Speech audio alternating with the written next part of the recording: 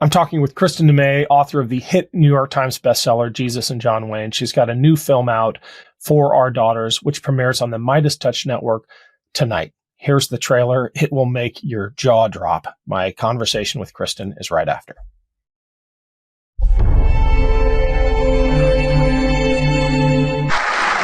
Women will be happy, healthy, confident, and free. Because I am your protector. I want to be your protector. As president, I have to be your protector. A jury in New York has found that Trump sexually abused and defamed E. Jean Carroll and awarded her $5 million in damages. In a unanimous, historic verdict, he's been found guilty of 34 separate charges after he paid off a porn star. You know, I'm automatically attracted to beautiful. I just start kissing them. It's like a magnet. You just kiss. I don't need to wait. And when you're a star, they let you do it. You can do anything. Whatever you want. Grab them by the pussy. I can do anything.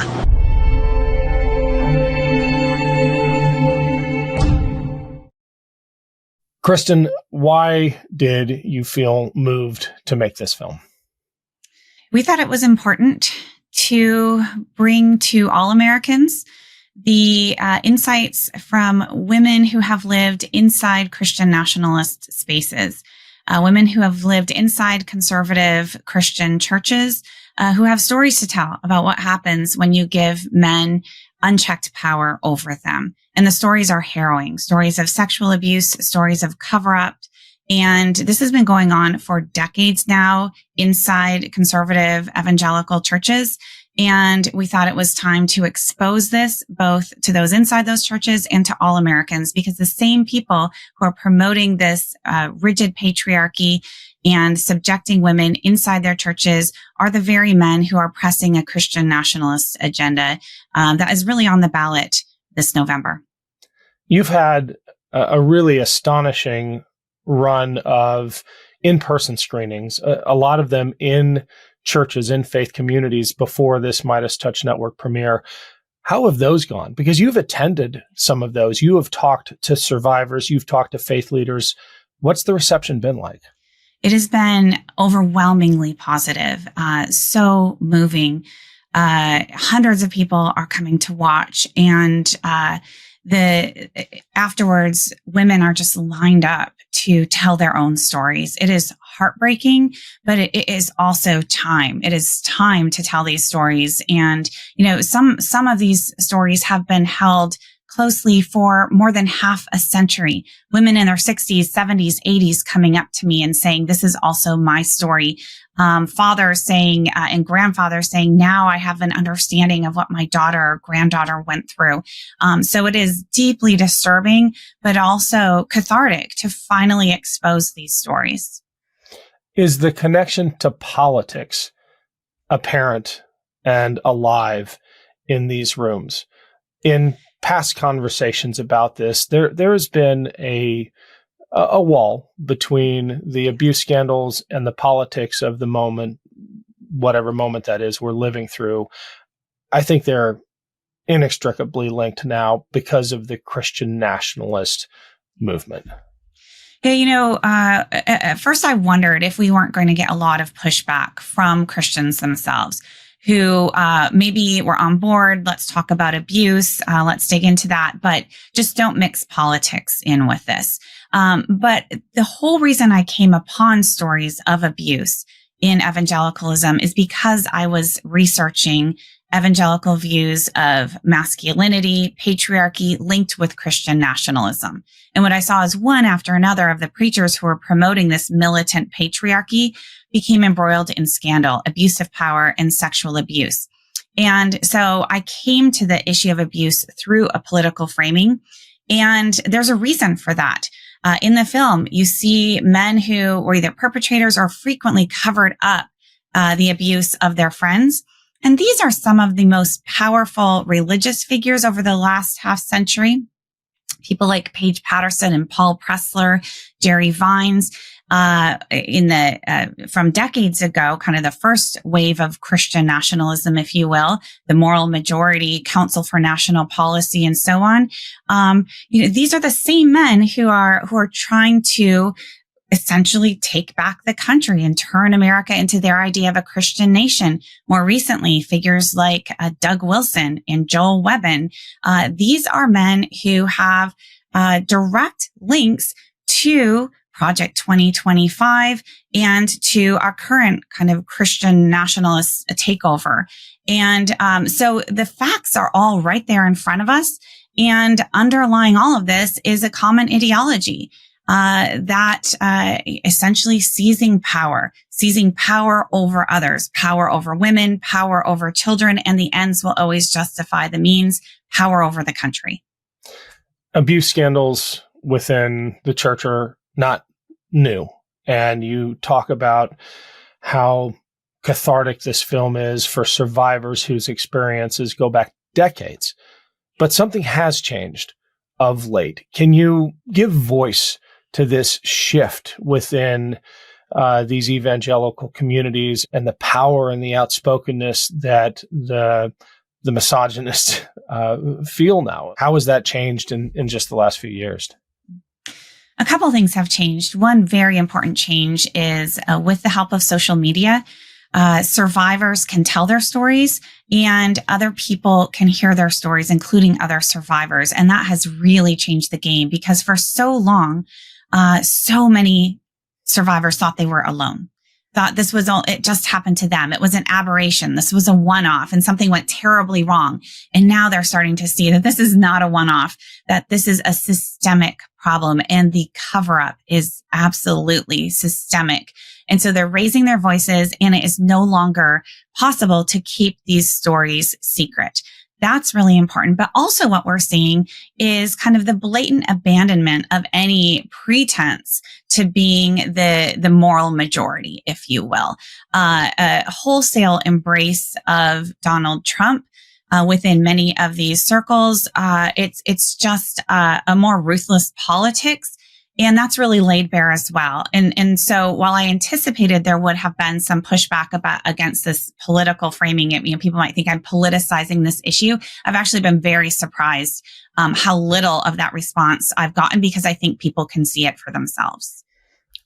You talk about the abandonment of this idea of a moral majority that goes hand in hand with the embrace of Trump. But I observed a corollary to that, which is less the abandonment of Christian ideals than the twisting of them and recasting Jesus himself as a warrior Christ, as a toxically masculine figure. I mean, if you just Google warrior Christ or Trump and Jesus, I mean, the images will give you nightmares. So I think it's probably some type of psychological adaptation that is allowing some of these extremist Christians to maintain the pretense of Christianity by redefining it, by redefining who Jesus was, so it aligns with their loyalty to Trump. Is that fair? That is very fair. Yes, I should have phrased that slightly differently because so externally it becomes very clear if you're not kind of inside this space. If you still have kind of a critical standpoint, you can see that this there's no morality here, not at all. Right? The abuse, the blame the victim, the brutal treatment of survivors and survivor advocates. I mean, it is really horrifying. So it's hard to call any of that moral. But you're right, very much so. On the inside of this, what you see is a redefining of what moral is. Moral means to fight because the enemy is out there and you're on God's side and God is on your side. And so really whatever you do is righteous. And you can see that inside these spaces. You can see that in terms of their politics. They have redefined Christianity itself. They have changed Jesus into this warrior Christ who really is just their mascot. They're going to do what they're going to do, but they're going to call it righteous and do it in Jesus' name. And it's just becoming more and more blatant. Before it was more subtle, perhaps. They're not subtle at all these days. It's Ken Harbaugh. Quick break here to remind everyone, if you haven't yet subscribed to the podcast version of this show, please do. The link is below. And don't forget to rate and review. It makes a huge difference in how the algorithm ranks shows. Thanks for the support. Have you heard about senolytics yet? It's a class of ingredients discovered less than 10 years ago, and they're being called one of the biggest discoveries of our time for promoting healthy aging. Let's be honest, the aging process is not our friend when it comes to energy and productivity. I'm feeling a lot more aches and pains these days because as we age, everyone accumulates senescent cells in their body. These cause symptoms of aging like aches and discomfort, slow workout recoveries, sluggish mental and physical energy associated with that middle age feeling, also known as zombie cells. These cells are old and worn out and not serving a useful function for our health anymore, but they are taking up space and nutrients from our healthy cells. Much like pruning the yellowing and dead leaves off a plant, Qualia Senolytic removes those worn out senescent cells to allow the rest of them to thrive in the body. Just take it 2 days a month. The formula is non-GMO, vegan, gluten-free, and the ingredients are meant to complement one another, factoring in the combined effect of all ingredients together. It has a 100-day money-back guarantee, resist aging at the cellular level. Try Qualia Senolytic. Go to qualialife.com/Ken for up to 50% off and use code KEN at checkout for an additional 15% off. For your convenience, Qualia Senolytic is also available at select GNC locations near you. That's QUALIA life.com/Ken for an extra 15% off your purchase. Thanks to Qualia for sponsoring today's episode. I don't know if you saw clips of Trump's rally in Philly earlier this week, but he spent, I think, 39 minutes just standing aimlessly on stage at the end of that rally, listening to his playlist. It was very weird and alarming. And I bring that up because it means we have to talk about J.D. Vance, right? Yes. We have spent so much time talking about the threat that Donald Trump poses. We've linked him and his staff directly to Project 2025 and the dark vision that beholds for this country. But there is a very real possibility that the most powerful person in the world, should Trump win, isn't going to be Trump in a year. It's going to be J.D. Vance. Can you talk about his connections to this movement and the alarm bells that should be sounding? Absolutely. So some of the Christian nationalist leaders certainly have connections to Trump, particularly to his former administration. But it's J.D. Vance where we see these connections much more tightly.